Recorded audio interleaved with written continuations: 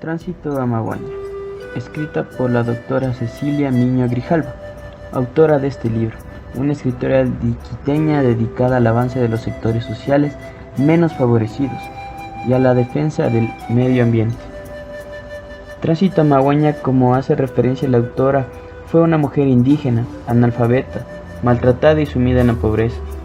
Expone la verdad al pie descalzo en las 26 marchas que tuvo hacia Quito, en busca de un trato equitativo para el pueblo indio.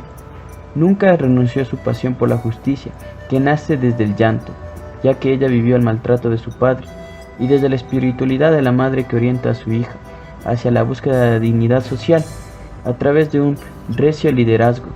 De allí nació su posición por la justicia, y surgió un imponente liderazgo. En numerosas páginas del libro, Tránsito habla con firmeza de su condición de protagonista y su voz de vida, a una de las épocas más prolíficas en el acontecer social del Ecuador. Maguaña desarrolló su actividad política en el sindicalismo indígena, que alcanza importante expresión al conformarse la Federación Ecuatoriana de Indios, el FEI, en 1944. Poco después, logra que se ponga fin al sistema de la explotación doméstica de las huasicamías y servicias. Exige el cumplimiento del Código del Trabajo. Promueve y conforma la cooperativa agraria como uno de los mecanismos de presión social y política para exigir al Estado la entrega de la tierra para los indios. Militante comunista, participa en la acción política que el partido mantiene en el país y en el exterior. Viaja al Congreso de Moscú en 1962 representando a los indígenas del Ecuador. En 1963 cae prisionera, acusada de recibir dinero y armas de los bolcheviques para promover la revolución en el país. La sociedad ecuatoriana sigue siendo inequitativa. Sin embargo, es necesario reconocer que las condiciones que describen en el libro han cambiado en buena parte gracias a la lucha de los pueblos indios y de sus líderes como Tránsito a Maguaña. Eso hace que, con todo derecho, esos líderes sean considerados héroes indios.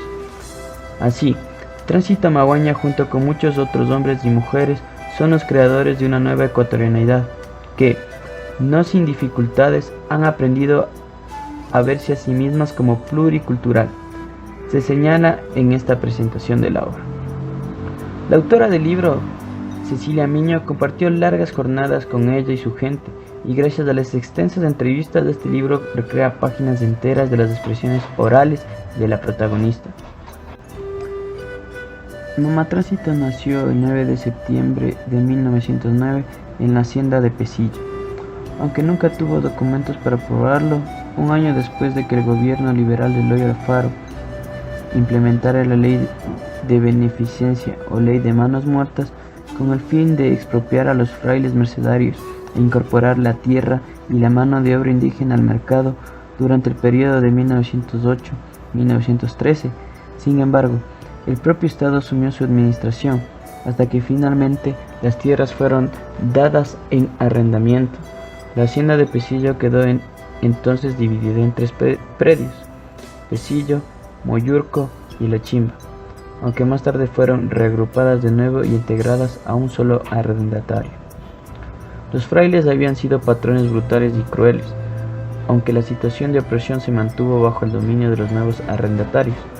La infancia de Mamá Tránsito transcurrió pues en medio de la miseria y sufrimiento. Sus padres eran guasipungueros y vivían en una choza insalubre en los predios del Guasipungo.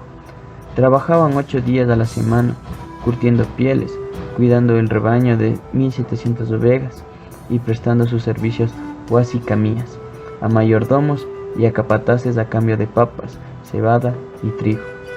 Entregaban además una 10ª parte de su producción de subsistencia a la iglesia, que seguía manteniendo una fuerte influencia en la región. La hacienda, que tenía grandes extensiones de bosques y pastizales y producía para el mercado nacional y exportación lana, quesos, pieles, cereales y leguminosas, poseía también su propia cárcel, puesto que el maltrato a los indígenas era permanente. Siendo niña, Tránsito a Maguaña presentó muchas veces los golpes que recibió su familia. Tal como ella misma contó en repetidas ocasiones, las mujeres huaycicamas además tenían obligatoriamente que trabajar junto al marido en las labores del campo, y no se les permitía llevar consigo a los niños pequeños. Así Tránsito pasó los primeros 5 años de su vida al cuidado de una tía, privada de alimentación materna. Al cumplir 9 años de edad asistió a la escuela durante 6 meses, cuya función principal era inculcar en los pequeños la obediencia y la sumisión a los patrones, bajo amenazas y golpes. Después que el Estado expropió la iglesia, los mismos frailes se encargaron de crear falsas expectativas a los indígenas en relación a la recuperación de sus tierras ancestrales. El nuevo sistema de arrendatarios, como era de esperar, no produjo cambios positivos, y los trabajadores comenzaron a organizarse clandestinamente, hasta que en 1919 estalló la primera revuelta en la hacienda de Pesillo. Un año antes, el gobierno de Alfredo Baquerizo había prohibido el encarcelamiento por deudas con los patrones y el pago del trabajo en especie, normas que fueron ignoradas por los arrendatarios, llevando a los indígenas a la rebelión. El mismo gobierno, sin embargo, envió tropas para reprimir el levantamiento, con el resultado de 30 personas asesinadas. Los trabajadores, no obstante, consiguieron que el salario se les pagara en dinero. Tránsito Maguaña había participado junto a su madre y su hijo pequeño en las actividades previas a la insurrección, enfrentando al mismo tiempo la exacerbada violencia de su marido, quien finalmente se marchó. En este contexto, pues, su gesto toda su indignación, su desobediencia y la rebeldía que habrían acompañarle el resto de su vida.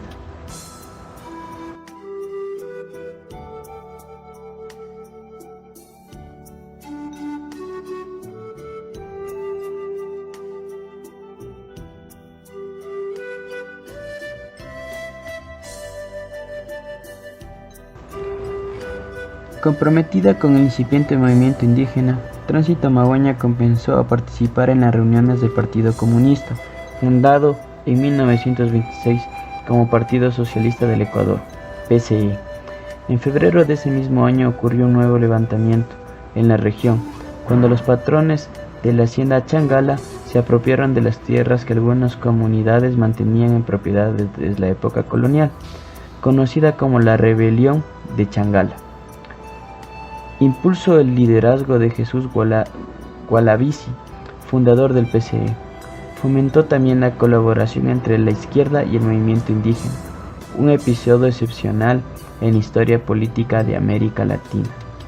Gualavisi, contando con el apoyo del partido, creó entonces en Cayambe en 1926 el primer sindicato indígena campesino del Ecuador, al que se unieron poco tiempo después el Inca en Pesillo, Tierra Libre en Moyurco y Pan y Tierra en La Chimba. Bajo su respaldo, los trabajadores de las haciendas exigieron a los arrendatarios un aumento de salario, jornada de 8 horas, domingos libres y supresión de los diezmos, servicios y huasicamías, declarándose en huelga a comienzos de 1931. En marzo, soldados del ejército llegaron a la hacienda de Pesillo, incendiaron las casas y los animales y golpearon a los guasipungueros. Los líderes de la huelga entraron, entre ellos Mama Tránsito, tuvieron que huir y refugiarse en otros lugares. Se marchó a Yanahuayco, en Cayambe, donde permaneció durante 15 años, indiando y luchando, como solía decir. A partir del conflicto de 1931, estrechó también su amistad con la histórica líder indígena Dolores Cacuango, Mamadulu, nacida en la hacienda de Moyurco, cuando aún los frailes mercedarios eran sus dueños. En compañía de Mamadulu, la vida política de Tránsito Maguaña se intensificó, orientada principalmente a la lucha por las reivindicaciones de los trabajadores del campo y la devolución de los guasipungos a los indígenas expulsados de Pesillo en 1931. Contó muchas veces que fueron junto en varias ocasiones a Quito para negociar con el gobierno caminante desde los páramos de Cayambe. Juntas hemos vivido, juntas hemos comido, juntas hemos dormido, juntas hemos andado. Con Jesús Gualavisi y Nela Martínez, entre otros, fundaron en 1944 la Federación Ecuatoriana de Indios, FEI, siendo Dolores Cacuango su primera secretaria general.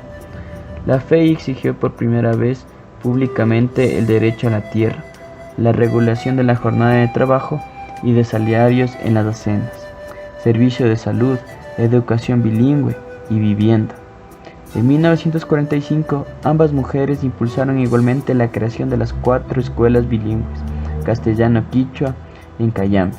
La primera se estableció en Yanahuayco, al lado de la propia casa de Mamadulo, y más tarde se fundaron las Chimba, la San Pablo, Urco y Pesillo. Las escuelas seguían los programas oficiales, agregando contenidos concernientes a la cosmovisión indígena, dirigidas por muestras voluntarias que tenían el quichua como lengua materna se enseñaba, además de asignaturas básicas, el cultivo de tierra, tejidos, música y danzas tradicionales, autogestionándose en parte a través de la venta de su propia producción agrícola y artesanal. Años más tarde, la dictadura militar de Castro Gijón prohibió el uso del quichua en los programas de educación y clausuró a la escuela de Cayambe, al considerarlas focos comunistas de sedición. En 1946, después de 15 largos años de ardua lucha, la FEI logró finalmente que el gobierno de Velasco Ibarra, en su segunda administración, autorizara la devolución de los gocipungos. En las haciendas, asimismo, se instauró la jornada de 8 horas, el descanso durante los fines de semana y la supresión en los servicios y del trabajo gratuito de las mujeres. En 1961, Mama Tránsito viajó a Cuba, donde, afirman, algunas personas aprendió a leer y escribir.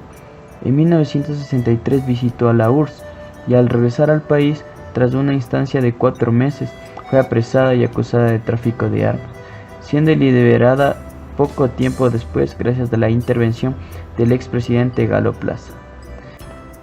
La lección de vida que nos deja Mama Tránsito es que la perseverancia, lucha y constancia hace que un pueblo abra los ojos y pueda reaccionar ante el problema que suscitó en ese tiempo.